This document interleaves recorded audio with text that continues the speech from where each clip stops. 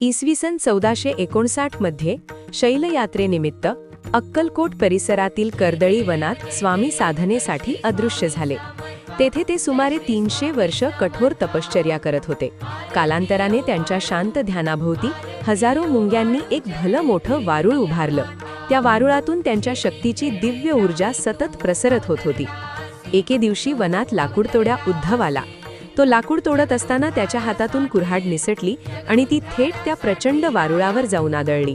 घाव बसताच वारुळातून रक्ताची धार बाहेर आली. उद्धव घाबरून मागे सरकला. त्यानंतर क्षणाभरात तेजस्वी दिव्य ज्योतीने संपूर्ण कर्दळीवन उजळून निघाले. त्या प्रकाशातून एक आजान बाहू, दिव्य तेजाने लखलखणारी मूर्ती त्याच्यासमोर प्रगट झाली. उद्धव नम्रपणे खाली बसला. तेच ते स्वामी समर्थ महाराज. स्वामींनी करुण नजरेने उद्धवाकडे पाहिले. त्यांच्या प्रगटीकरणातून उद्धवाला जाणवले की जिथे श्रद्धा, साधना आणि शुद्ध मन असते तिथे देव स्वतः प्रगट होतो. जर तुम्हाला ही कथा आवडली असेल तर लाईक, शेअर आणि सबस्क्राईब करायला विसरू नका.